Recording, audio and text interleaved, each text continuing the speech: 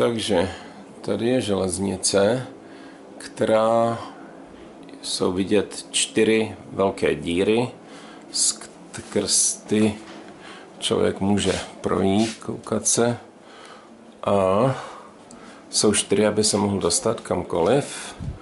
Celá věc je dělaná na bodu, kde se to může otáčet, což je tady. A ještě se dá šoupat po zemi na malých kolečkách, které jsou tady.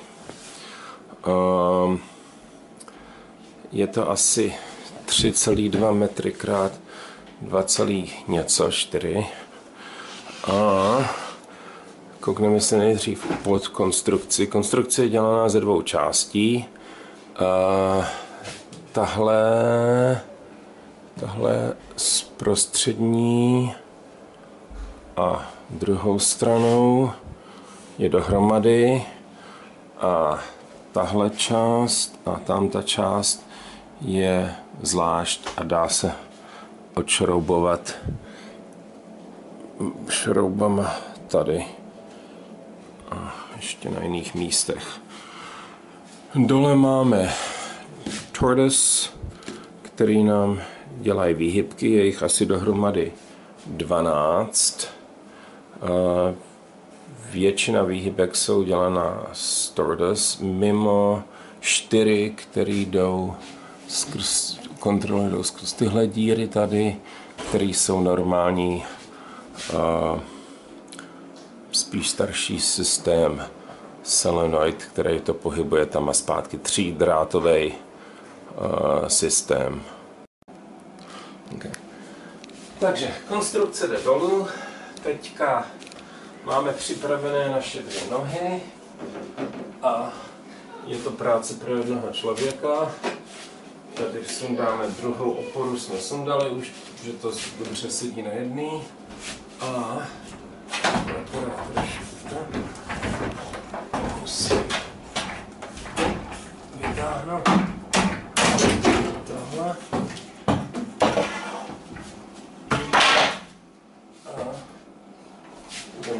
Musíme zajet trošku. Konstrukce jde dolů lehce, trošku váží, ale není to tak špatně. A jediný problém, co tady je, což lidi normálně nebudou mít, je, že tady je stůl, který musíme dávat pozor, aby jsme a konstrukce je dolů. Takže teďka se koukáme na konstrukci, když leží, a jak je vlastně velká. Takže je dlouhá tímhle směrem 3 metry, o 3 metry centimetr, a odtamtud sem až do téhle pozici je asi 2,30 metry, zase 2,31 metry nebo 2. Díry teďka jsou jasně vidět, dá se samozřejmě líst pod tím, tamhle je stůl, ale normálně by tam neměl být, takže se tam taky dá líst. A jak je vidět, kolejiště se skládá z mnoha výhybek. Asi nejlepší bude teď se kouknout na plánek, který tady je nakreslený, takže tam se to může vidět. Tady je přesný plánek, jak to vypadá s vypínačem na každou výhybku. Je to teda osvětlený podle LEDs, takže ukazuje prostě směr, a dal jsem tam ty barvy kvůli tomu, aby bylo jasný, jako kterým směrem by to mělo jet. Takže jsou vidět prostě ten náčrt, jak to je, a když se na to koukneme, tady jsou ty 2, takže hlavní je 2, které jdou kolem dokola celý, a potom je takový, já nevím, jak bych to nazval, asi nějaká delta ve prostředku z obou 2 konců asi a tam vzadu to zase objíždí taky a potom jediná zajímavá věc je, že tady se to rozdvojuje na pár dalších. Dohromady je to asi 12 výhybek, možná je vlastně 16.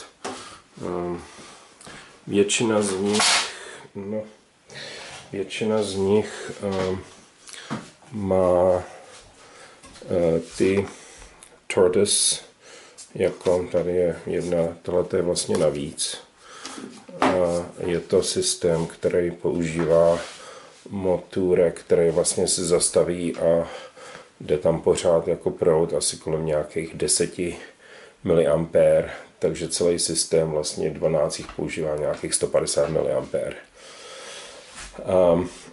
Je to pomalý, což má být jako realistický a funguje to docela dobře. Potom jsou tady 4, tyhle jsou typ Peko a potom jsou 4, 2 tady a potom vzadu to samý. Můžeme to přiblížit. To bude tamhle ty další 2. Ty jsou systém Atlas a je to 3drátový, prostě maličký solenoid tady, který to přehazuje rychle a to. Ale samozřejmě je venku tohle, když to všechny tyhle ty ostatní jsou skrytý a mají tady akorát maličký drát. Třeba se můžeme kouknout tady je maličký drát, který je kontrolovaný teda ze zdola a takže není moc vidět.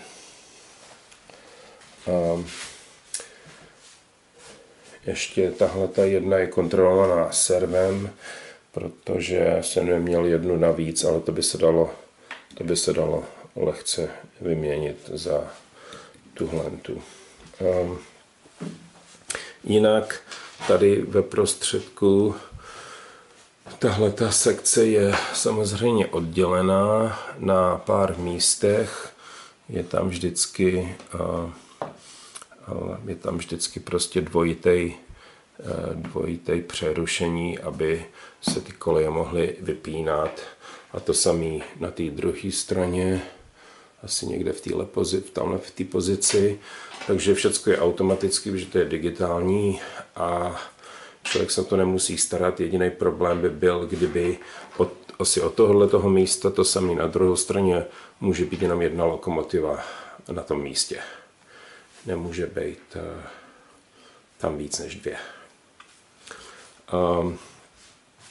Dále teda systém kontroly je, tady máme Digitrax, je to nějaký DCS 50, což mám takový dojem, že tomu říká i Zephyr, a má to ještě teda další kontrolu s kompletníma, tomu říkají UT4 a dá se tam dát teda 4kódová lokomotiva, tady taky samozřejmě 4 kódy.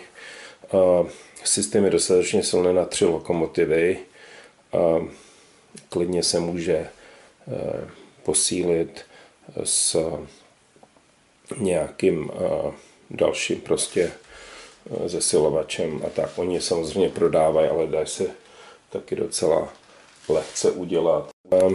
Takže tady je propojení, je to napájený, to všecko tady je to napájený, teda mám ty adaptery, jsou na 120 V, ale tady, když se koukneme pod, tak jsou všechny příslušné věci a transformátory už tady. Jsou tady pár dalších zásuvek a zásuvka i extra. Tohle teďka používám na ten počítačový systém, takže zásuvka i na 120, kdyby někdo chtěl. Ten transformátor na 120 je pouze ten není moc velký, on tak jenom, že je pouze na na 100 W, což bohatě stačí na ten systém, ale samozřejmě nešlo by z toho táhnout nějaký 3-4 ampéry. A všecko je tahle ta celá věc, když bys to uskladnila, tak se dá vytáhnout. To tady je a tady kontrolní krabice se taky dá vytáhnout. Víko je docela lehce to. Vnitřek je samozřejmě konstrukce mojí, ale mám na to schéma. Většinou ty Tortoise se dají velmi lehce zapínají akorát přes vypínač a 2 diody, každá v jednom, teda LEDs, každá v jednom směru. Ty s těma solenoids, co cvakají, tak mám udělaný na kondenzátory, aby tam nešlo, kdyby byl náhodou nějaký zkrat, aby se ta cívka nepřipálila. A samozřejmě musí se mezi výměnama se musí čekat asi 2 vteřiny. To ukážu trochu později. A tenhle ta poslední má takovým, že je na to servo, který by se zase dalo velmi lehce vyměnit za Tortoise. Takže to je to. Dá se taky, všecko by bylo dostatečně místa. Takže co všecko přijde, nebo co všecko se dá s tímhle systémem, co všecko bude zahrnuto v tomto systému, jsou tady dva ty locomotive controllers. Jeden je Digitrax DH123, druhý je DH163, jeden z nich má trochu víc funkcí. Další jsou 2 lokomotivy, samozřejmě tahleta má kryt a všecko to, pár vagónů, které nejsou teda nic moc speciálního, jeden delší originální krabice od všeho. Tahle lokomotiva je trošku, má taky kryt, který je tady, takhle. Co ještě přijde, je nějaký vagóny takový, ty jsou opravdu nekvalitní, a takže to je spíš s tím lokomotiva to samý, taky velmi nekvalitní, ale funguje. Takže a další. Tady je caboose a ještě nějaký boxcar. Co ještě s tím přijde, je samozřejmě veškerý manuály, které jsou originální. Tady jsou na Pico, jsou všechny věci a mám takový, že katalog na Atlas, takže ty koleje a některé ty výhybky tam jsou. A zase další Digitrax, manuální na ty lokomotivy, to jsou Pico, tady jsou další, tady je celý návod na, přesně nevím na co, Pico, další Digitrax, ten Atlas, tady je ta throttle, která je k tomu jako další. Tady je jeden z těch decoders. Tady bude další decoder. Takže dohromady to má 1, 2, 3, 4 decoders. Tady je ten PR3, to je ta interface, co jde mezi počítačem a říká se tomu Loconet. To jede mezi tou kontrolou.